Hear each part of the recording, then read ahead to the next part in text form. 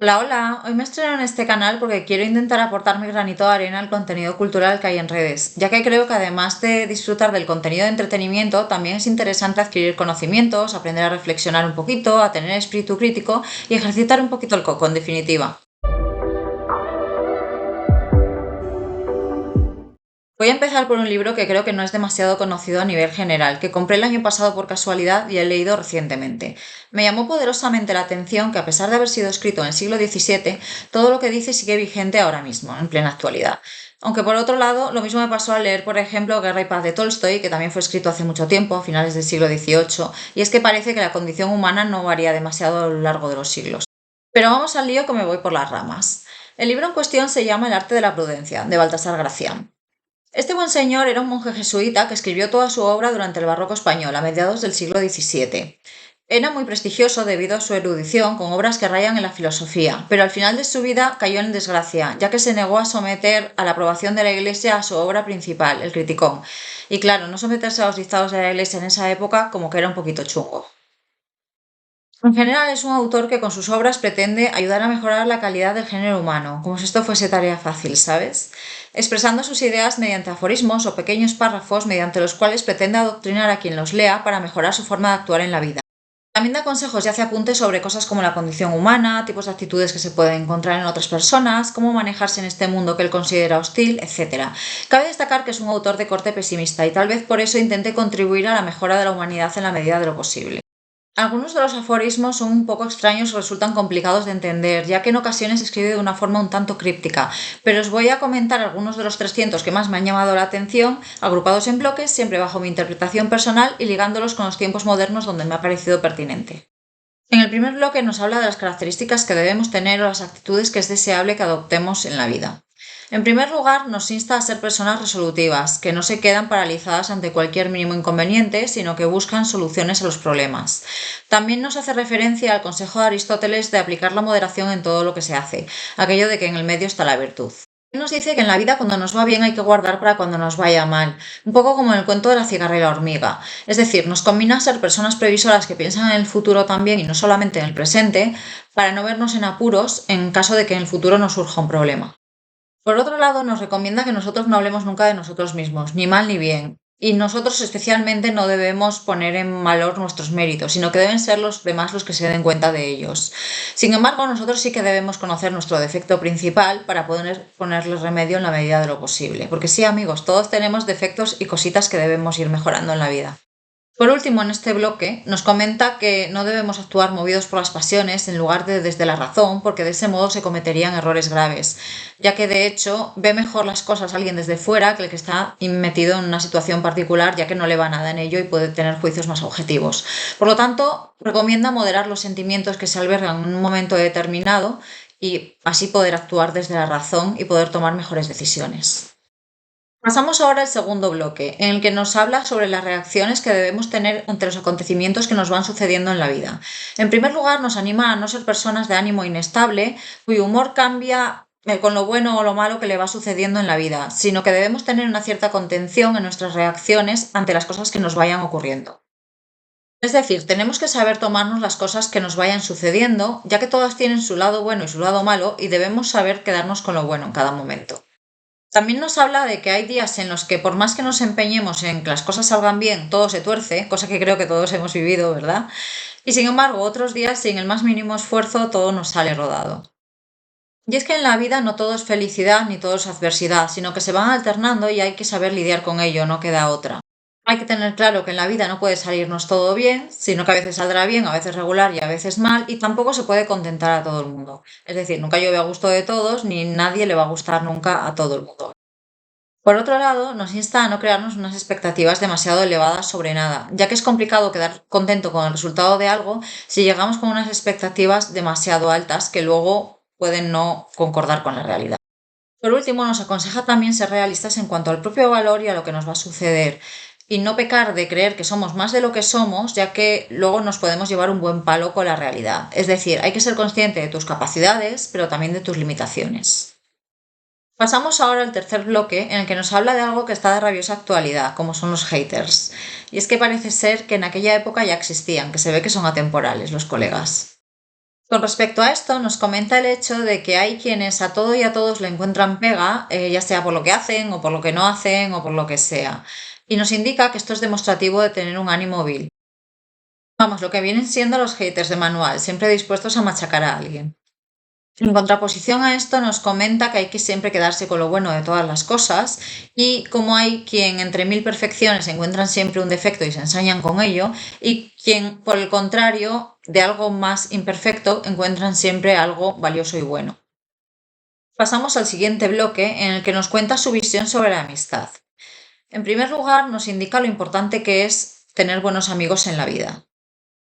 En efecto, comenta lo importante que es escoger bien a las personas de las que uno se rodea, ya que a veces los amigos no lo son más que cuando a uno le va bien, y son, en sus palabras, amigos de la fortuna y no de la persona. También nos indica que nos definimos por los amigos que tenemos. Como bien dice el dicho popular, dime con quién andas y te diré quién eres. Incide mucho en la importancia de la amistad y además nos remarca que es importante saber con quién tener un trato más cercano y a quién dejar más lejos, ya que no todo el mundo es válido para un trato cercano, sino que hay personas con las que es más conveniente dejar a un nivel más superficial. Nos comenta también que una buena persona no debe usar nunca la confianza que hubo con un antiguo amigo para usar la información obtenida en esa época contra él en caso de que la amistad se rompa. Nos recomienda también no pedir favores a los amigos para cualquier cosa, sino solo cuando sea estrictamente necesario. Nos explica también que hay que saber ver que alguien no tiene por qué ser amigo o enemigo para siempre, sino que alguien que ahora mismo es nuestro amigo puede dejar de serlo y usar información obtenida durante la época de amistad en nuestra contra, y que también hay que saber, por el contrario, estar abierto a la reconciliación con los que ahora son nuestros enemigos, puesto que hay veces que hay alguien con quien no te llevas bien y al final, con el tiempo, puede acabar surgiendo una bonita amistad de ello. No obstante, nos comenta que debemos intentar mantener las amistades y no llegar a la ruptura de la relación, ya que además muchas veces de los amigos con los que se ha roto la relación luego surgen los peores enemigos. Nos recomienda no relacionarnos con gente necia, ya que son peligrosos tanto para el trato superficial como para contarles confidencias, y de hecho nos insta a relacionarnos concretamente con gente buena, ya que de la relación con gente ruin nada bueno puede salir, evidentemente. En el siguiente bloque, Baltasar Gracián nos da unas pautas de cómo relacionarnos con el resto de las personas a nivel general. En primer lugar, nos insta a ser personas educadas y corteses, y es que ciertamente es importante ser educado en la vida. Nos conmina a hablar con cautela y nos recuerda que siempre hay tiempo para decir algo, pero que una vez dicho, dicho queda y ya no se puede borrar. Así, nos recomienda tener cuidado con los comentarios que se hacen a otras personas, ya que a veces intentamos agradar a alguien, pero en lugar de agradarle, más bien le ofendemos incluso. Nos recomienda hablar con buenas palabras y embellecer el discurso en la medida de lo posible, y no hablarle a otras personas con malas palabras. Es decir, nos insta a no generar la aversión de los demás siendo una persona de mal genio y desagradable, ya que dicha aversión se va a generar en algunos casos igualmente, ya que no se le puede gustar a todo el mundo. Así que al menos hay que intentar no generar más aún de la que ya se va a producir en cualquier caso. Por otro lado, nos recomienda no dejarnos engañar por la cortesía extrema ni por la adulación de nadie, ya que es posible que hasta cierto punto esto se deba a que les interese recibir algo de ti y no a que aprecien mucho tus virtudes. Cambiando de tercio, remarca la importancia de saber conversar, ya que es algo cotidiano, pero muy importante y que requiere mucha atención. Con respecto a la sinceridad, nos recomienda no decir siempre todas las verdades, sin mentir, eso sí, pero todos sabemos que a veces no es conveniente decir toda la verdad de algo. Y cuando se va a decir la verdad, nos recomienda decirlo de una forma que no ofenda a aquel a quien se le dice. Es decir, que no es plan de soltarle una burrada a alguien por el hecho de ser sincero y querer decirle la verdad, también siempre hay que hacerlo con un poco de tacto. Según él, también es necesario ser una persona pacífica, que no genere conflictos y que no monte jaleo por todo ni se lo tome todo a pecho. Tampoco debemos ser personas que nos quejemos por todo. No debemos tener la piel tan fina de forma que todo nos moleste y quien nos quiera decir algo tenga que tener muchísimo cuidado para no ofendernos. Esto enlaza muy bien con los tiempos modernos en los que no se puede decir nada sin que nadie resulte gravemente ofendido.